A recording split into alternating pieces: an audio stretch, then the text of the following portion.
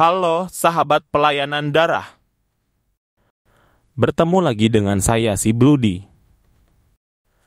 Mari kita lanjut pembelajaran materi pokok 1.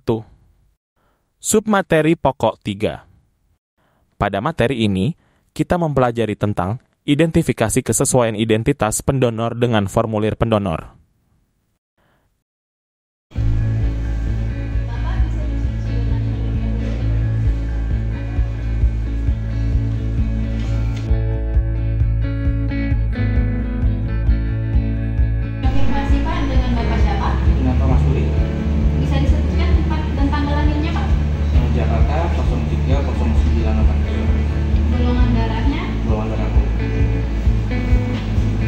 Identifikasi kesesuaian identitas pendonor dengan formulir pendonor merupakan langkah penting dalam proses pengambilan dan penyimpanan darah.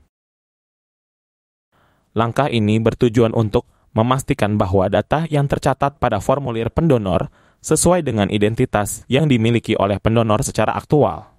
Berikut adalah beberapa poin penting terkait materi ini.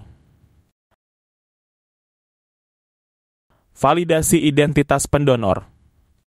Ini melibatkan pemeriksaan dokumen resmi yang mengidentifikasi pendonor seperti kartu identitas atau paspor. Pastikan bahwa nama, tanggal lahir, dan informasi lainnya sesuai dengan yang tercatat dalam formulir pendonor. Perbandingan data. Setelah mendapatkan dokumen identitas, petugas harus membandingkan data yang tercantum di dalamnya dengan data yang tercatat dalam formulir pendonor. Konsistensi informasi.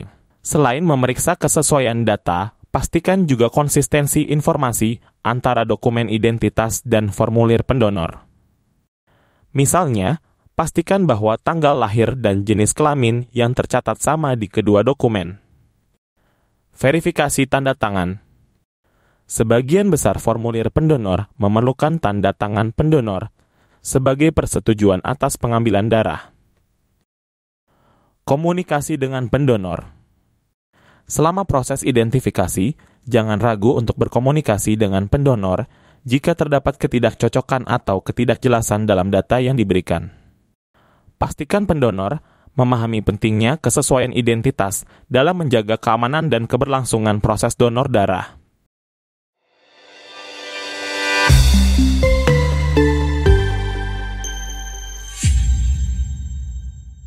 Submateri pokok selanjutnya adalah submateri pokok 4. Identifikasi kantong darah dengan tabung sampel donor.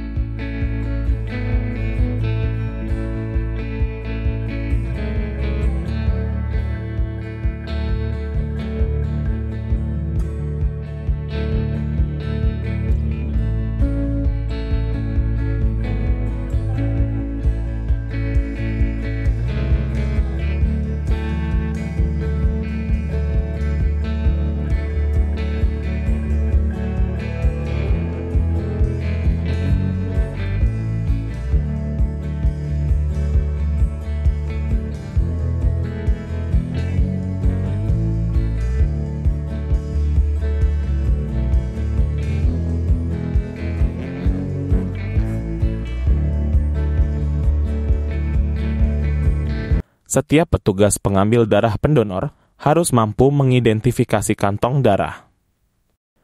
dengan tabung sampel donor, sehingga sesuai dengan standar serta dapat diperoleh produk yang aman, efektif, dan konsisten mutunya.